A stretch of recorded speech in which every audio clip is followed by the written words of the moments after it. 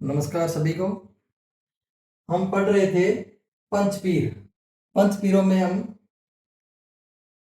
रामदेव जी कर चुके हैं, कल हमने गोगा जी किया और आज हम करेंगे तीसरा जो पंचपीर है उसमें पाबू जी। आज हम पढ़ेंगे पाबू जी के बारे में। तो पाबू जी का जन्म है वो 1296 विक्रम संवत और सन दोनों अलग अलग है। विक्रम संवत जो अभी है वो 2082 चल रहा है। तो 2082 के हिसाब से ये देख लो कितने साल हो गए पूरे, ये लगभग 800 साल पहले। 800 साल पहले इनका जन्म हुआ था। राठौड़ राजवंश में कोलूमंड, एक गांव का नाम है कोलूमंड, जो फलोदी पहले तहसील थी, फलोदी जिला हो गया अब। फलोदी जिले के अंदर इनकी जो है जन्म हुआ था और मृत्यु हुई थी 1333 विक्रम संवत में, यानी केवल 37 साल की उम्र में इनकी मृत्यु हो गई थी या वीर गति को प्राप्त हो गए थे। इनके पिताजी का नाम धांधल जी राठौड़ था और माता जी का नाम कमला देव। और ये राठौड़ राजवंश के मूल पुरुष का मतलब होता है उस राठौड़ वंश की इनको स्थापना की थी, वो थे राव सिंहा। जो ये बीकाजी और ये जोधा, ये सारे के सारे उसी वंशज के हैं। जो राव जोधा है ना, जोधपुर जिन्होंने बसाया था, और बीकाजी राठौड़ जिन्होंने बीकानेर की स्थापना की थी, ये भी राठौड़ वंश के हैं। और राठौड़ वंश के मूल पुरुष कौन है? मूल पुरुष का मतलब होता है जिसने उस वंश की स्थापना करी। मूल पुरुष राव सिंहा के वंशज थे, यानी ये बाबू जी है वो कौन थे? राव सिंहा के वंशज थे। इनकी पत्नी जो है अमरकोट के राजा सूरजमल सोढ़ा की पुत्री थी। इससे पहले भी अपने पढ़ा है, अमरकोट किसका ससुराल था? बाबा रामदेव जी का। अमरकोट बाबा रामदेव जी का ससुराल था जो वर्तमान में पाकिस्तान में है। तो अमरकोट के राजा सूरजमल सोढ़ा की पुत्री सुप्यार देवी कहते हैं उसको, फूलम देवी कहते हैं और सोढ़ी भी कहते हैं, उनसे विवाह हो रहा था।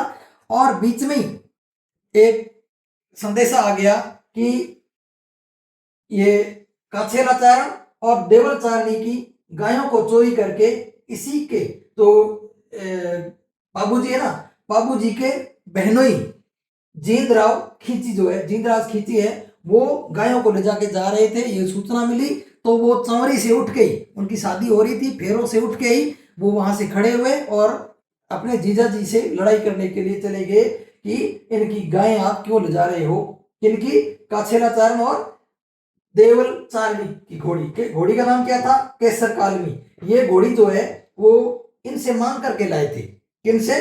कासेराचारण और देवल चारणी से मांग करके लाए थे और वहां अपने बहनोई से जींदराव खींची से लड़ते हुए वीर गति को प्राप्त हुए। जगह का नाम क्या था? देचू। देचू भी गांव उधर है फरोदी की तरफ। इनको गोरक्षक, प्लेग के देवता भी कहते हैं इसको। गोरक्षक, प्लेग के देवता और ऊंटों के देवता के रूप में पूजा जाता है। और ऐसा भी कहा जाता है कि मारवाड़ में सबसे पहले जो है ऊंट यानी सांडों का टोला जो लाए थे ऊंट, वो कौन लाए थे? ये पाबूजी ही लाए थे। ठीक है, जो कभी भी ऊंट बीमार पड़ जाता है तो उस स्थिति में क्या करते हैं? पाबूजी की पूजा करते हैं। ऊंट जब बीमार पड़ जाता है तो पाबूजी की पूजा की जाती है।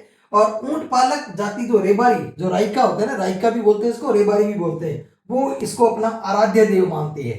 कौन मानते हैं? राइका या रेबारी जो जाति है वो इस बाबूजी को जो है वो क्या मानती है? अपने आराध्य देव मानती है। थोरी या भील, भीलों को थोरी भी कहते हैं और भील भी कहते हैं। और ये क्या है? इनको पूजते हैं बाबूजी को, और मुसलमान इन्हें पीर मान करके पूजा करती है। बाबूजी को पीर मान करके मुस्लिम जाति इसकी पूजा करते हैं। और थोरी या भील जो है वो भी इनको देवता के रूप में पूजते हैं। और लक्ष्मण के अवतार माने जाते हैं। ये बाबूजी है वो किसके अवतार माने जाते हैं? लक्ष्मण के अवतार। 5 मित्र इनके थे। एक ये कहा जाता है कि उनके 5 मित्र थे जिनकी उन्होंने खूब रक्षा करी। वो कौन कौन से थे? एक तो थे चांदो जी, दूसरे थे सावंत जी, तीसरे थे डेमा जी, फिर हरमल जी राइका और सलजी सोलंकी। ये इनके 5 मित्र थे जो बहुत ही विश्वास पात्र और एकदम लंगोटिए यार कह दो, लंगोटिए यार की तरह ये इनके जो मित्र थे 5। और इनकी एक पाबू प्रकाश रचना है, पाबू प्रकाश, वो आसिया मोडजी ने लिखी थी और उसमें पाबू जी की जीवन गाथा या पाबू जी की जो इतिहास है, पाबू जी ने क्या क्या काम किए, पाबू जी ने क्या क्या जन कल्याण के लिए काम किए, वो सारे के सारे किसमें लिखे हुए हैं, पाबू प्रकाश में। ये पाबू प्रकाश इनकी क्या है, इनकी जीवन का जो सारा वर्णन है इसमें। फिर पाबू जी ने बघेला शासक के भगोड़े, बघेला शासक था उसके भगोड़े यानी वहां से भाग करके जो लोग आए थे, थोड़ी भाई आए थे, 7 आदमी आए थे, उनको शरण दे करके उनकी रक्षा करी। इसलिए थोड़ी जाति है वो पाबू जी की पूजा करते हैं। और पाबू जी की पूजा करते थे में वो क्या बजाते हैं, माट बजाते हैं। माट, माट क्या होता है पता है, घड़े की तरह इतना बड़ा होता है और उसका मुंह चौड़ा होता है और बकरे की या इसकी खाल से मड़ा होता है, फिर उसको ऐसे डंडियों से बजाते हैं, उसको बोलते हैं माट। घड़े के जितना इतना बड़ा होता है और ऊपर मुंह है वो चौड़ा होता है, उसको माट बोलते हैं। तो माट बजाते थे। आश्या मोट जी, पाबू जी ने बघेला शासक के भगोड़े जाति के 7 थोरी भाइयों की रक्षा की और पाबू जी के पवाड़े माट वाद्य, माट पता है ना, माट, माट वाद्य के साथ नायक और व्यापारी जाति द्वारा गाए जाते हैं। यानी पवाड़े जो पाबू जी के हैं वो गाए जाते हैं। पाबू जी की फड़ नायक भोपों द्वारा बाची जाती है, किसके साथ में, रावण हत्था के साथ। रावण हत्था ऐसा होता है और ऐसे करके उसके साथ में वो बाची जाती है। पर भोपा जो है वो गीत इसको बाजता है और गीत गाती है उसकी पत्नी जो है भोपी होती है, वो उसकी गीत वगैरह गाती है। बाबू जी की फड़ है नायक भोपों द्वारा रावण हत्था के साथ साथ बाची जाती है। और सबसे प्रमुख मंदिर जो है इसका कोलूमंड फड़ौदी के अंदर है, जहां पे चैत्र अमावस्या को वहां प्रतिवर्ष मेला लगता है।